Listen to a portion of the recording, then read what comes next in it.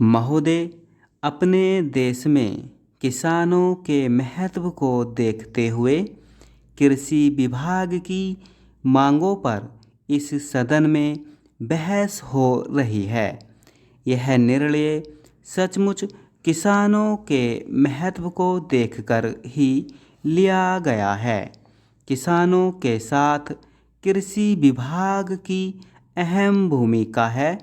वैसे तो भारत सरकार के 14 विभागों से किसानों का मतलब है, लेकिन कृषि विभाग की सबसे महत्वपूर्ण भूमिका है। आज देश में किसानों की दुर्दशा है।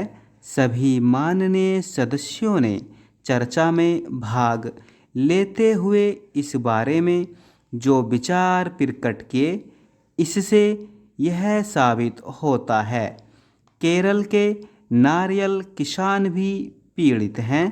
उनकी फसल को प्राकृतिक बीमारी से हानि हो रही है। इसी तरह से देश के अन्य हिस्सों में भी किसान की फसल नष्ट हो रही है। महोदय, भारत एक कृषि प्रधान देश है। हमारे देश की 80% आबादी कृषि पर आधारित है। कृषि क्षेत्र भारतीय अर्थव्यवस्था और रोजगार की रीढ़ की हड्डी है। इस क्षेत्र को नज़रअंदाज करने से भारतीय अर्थव्यवस्था पर बहुत बुरा प्रभाव पड़ता है। आज़ादी के कई वर्षों बाद भी कृषि क्षेत्र को किसी भी सरकार ने कोई कारगर और ठोस नीति नहीं दी है। इस क्षेत्र को लगातार नज़रअंदाज किया जा रहा है और जो कुछ भी थोड़ा बहुत किसी सरकार ने इस क्षेत्र के लिए करने की कोशिश की तो तात्कालिक सरकारों की दृढ़ इच्छा शक्ति के अभाव में उनका लाभ इस क्षेत्र को नहीं मिल सका। कृषि के लिए सबसे ज़रूरी चीज़ पानी है। उसके बाद दवाइयाँ, उर्वरक और कृषि यंत्र हैं। कृषि के क्षेत्र में भूमिगत पानी का इतना अधिक मात्रा में प्रयोग हुआ है कि पंजाब, हरियाणा, पश्चिम उत्तर प्रदेश और राजस्थान सहित अनेक राज्यों में जल स्तर काफ़ी गहरा चला गया। वहाँ कृषि क्षेत्र तो क्या, बल्कि पीने के पानी की भयानक समस्या पैदा हो गई। पहले किसान जो मोटर 5 हार्स पावर की चलाता था, अब वहाँ 25 हार्स पावर की चलती है। बिजली की खपत बढ़ गई, बिजली महंगी हो गई और किसान भारी भरकम बिजली के बिल अदा नहीं कर सकता। जोत छोटे हो जाने के कारण किसान गहरे नलकूपों का बोझ भी नहीं उठा सकता। कृषि के लिए अन्न उत्पादन के बाद किसानों के आगे कृषि पर आने वाली लागत की समस्या आई। आज भी किसान के सामने सबसे बड़ी समस्या यह है कि उसकी फसल पर लागत ज़्यादा आती है, लेकिन उसे उसका लाभकारी मूल्य नहीं मिलता।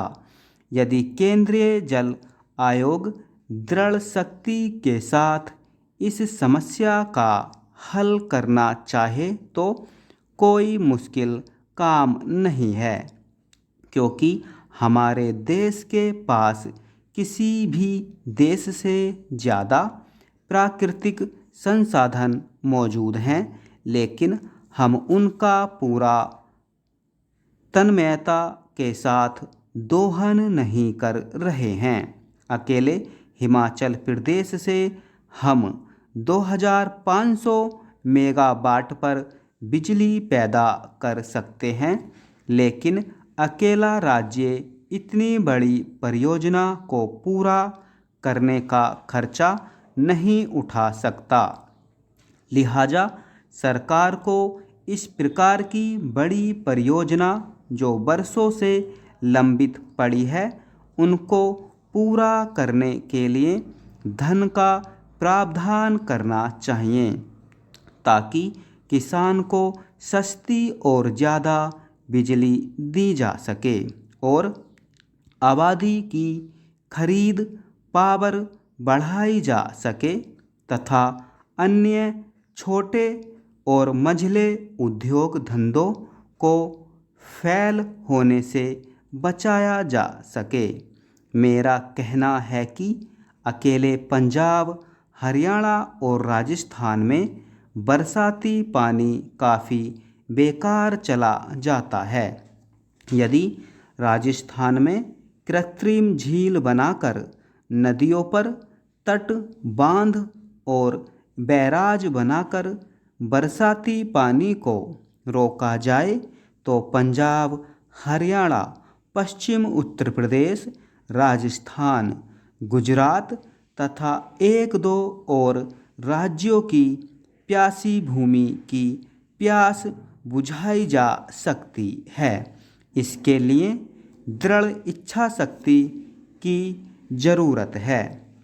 जिन क्षेत्रों में जल स्तर गहरा चला गया है, वहाँ बरसात के दिनों में बोरिंग करके ज़मीन के जल स्तर को ऊपर उठा सकते हैं, ताकि सूखे के मौसम में उस पानी का प्रयोग किया जा सके। लेकिन ऐसा तभी हो सकेगा जब हम अपनी पूरी बिजली स्रोतों का पूरी दृढ़ इच्छा शक्ति के साथ दोहन करें और झीलों, नदियों और तालाबों में बेकार बहने से बरसाती पानी को रोक सकें। जिस प्रकार बिजली का नेशनल ग्रिड बनाया गया है, जल का भी एक नेशनल ग्रिड बनाया जाए, ताकि झीलों, तालाबों और नदियों के पानी का समुचित प्रयोग किया जा सके। आप सब जानते हैं कि पहले हम अन्न के मामले में आत्मनिर्भर नहीं थे।